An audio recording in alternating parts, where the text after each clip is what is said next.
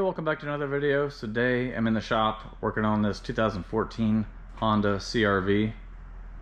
Now we just got this vehicle, so I've been going over it, looking for any problems. So when I got this vehicle, I was looking through the Carfax, noticed there's nothing about ever having a transmission service done, and it's got about 90,000 miles on it. Now that doesn't mean it hasn't been done, but obviously, just to be sure, I'm going to go ahead and show you how to do a transmission service on your 2012 to 2014 CRV. And it's very similar on earlier CRVs. Starting in 15, they started using a CVT transmission, and it's a different procedure slightly.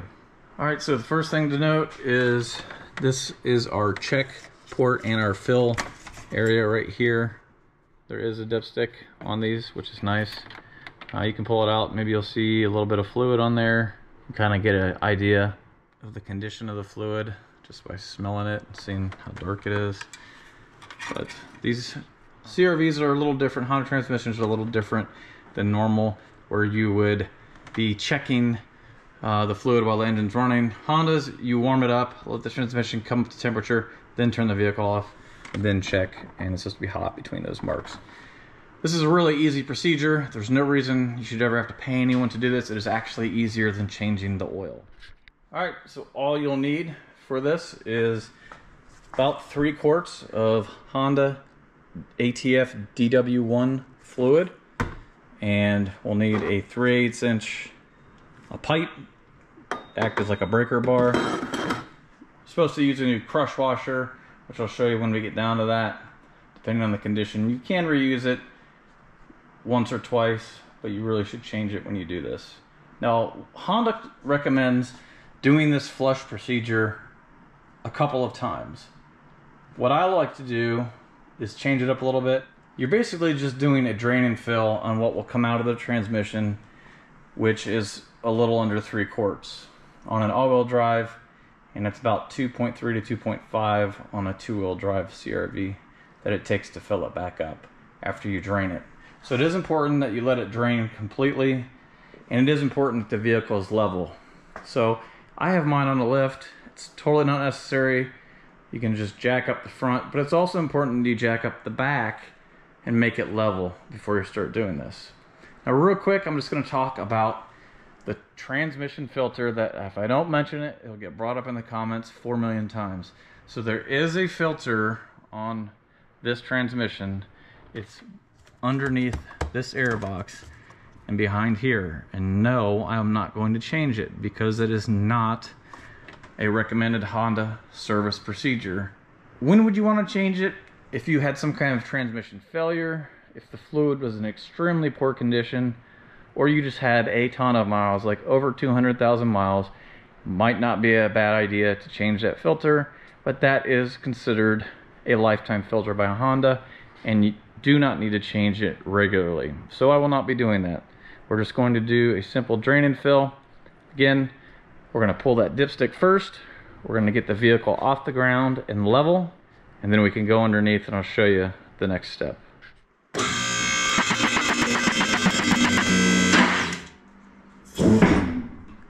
Alright, so here we are under the front of the vehicle.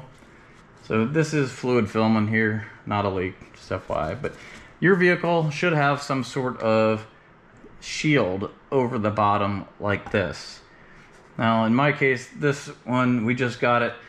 It was missing some of the clips. It's just held on with some plastic clips and a couple of screws and a couple of rivets.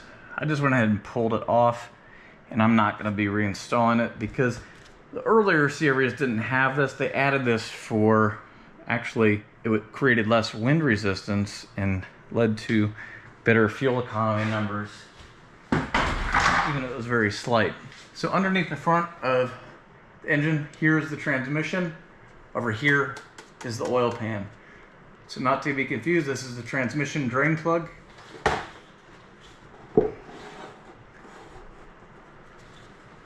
So you can see if we just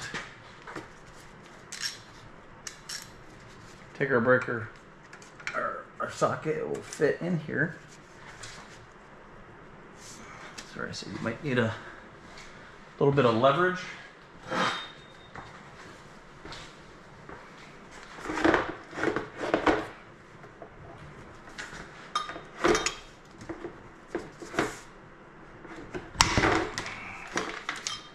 Alright, once it breaks free, that's all there is to it.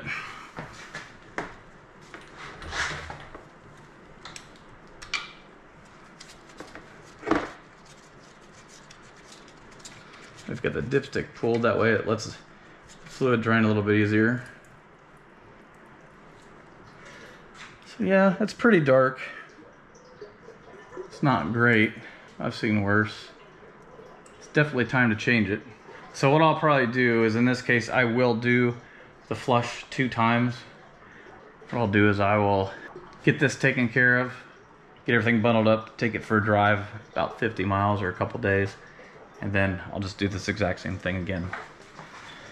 Alright, so here is our drain plug, and it is normal to have some metal on it. That is a magnet right there. So if we go like this and wipe it, you can get a look at that.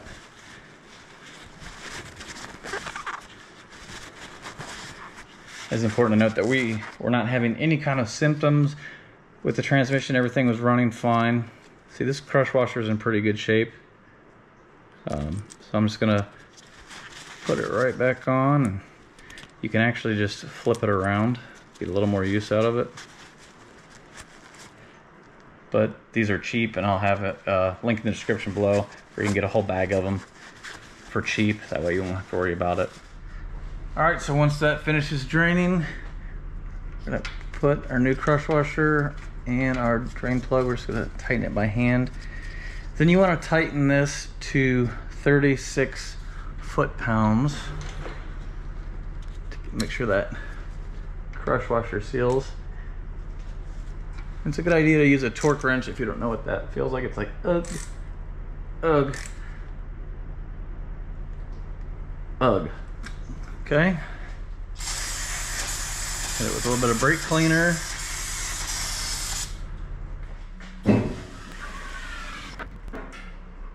Alright, so now back up top. So the exact numbers for a 2-wheel drive model is 2.3 quarts, and all-wheel drive 2.7 quarts. So what I've found is basically if you just take 3 of them and pour them in, and then don't just sit there and let the bottle completely empty. So basically once the bottle's empty, take it off, put the next one, take it off, put the third one, take it off. That works out to about 2.7 quarts with the little bit of residue that's in there. You will need a long funnel, and this is the same one that I use pretty much for all my Hondas. And again, there'll be a link to that in the description. It's cheap, and it works really good for this. Just, you can see down there, I'm just gonna make sure the tunnel's in the hole, like that. You can see how it's supposed to look nice and red. So like I said, don't just sit there and let it all dump out, and then it'll work out to be just the right amount.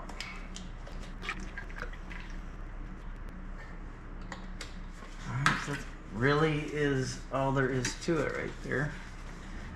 Put our drain plug back in. I'll show you the procedure inside that you're supposed to do real quick. Just to start the car and go through the gears. Alright, so to finish this up, we're gonna get in the car, start it up, let it run for a few seconds.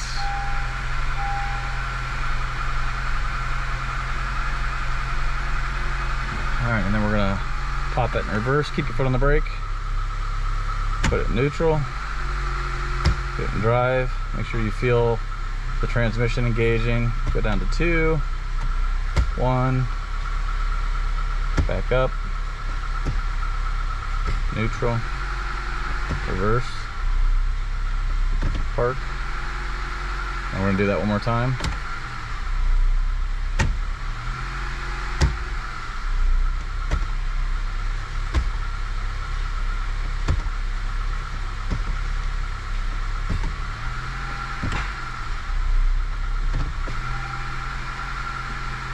Alright, then you can take it for a drive. Alright, so that wraps it up. Really easy. Takes you about 15 minutes total. Change your transmission fluid. No reason to pay a dealer all that money. You just need 3 quarts of DW1. Make sure you only use the Honda fluid. They're only about $10 a piece.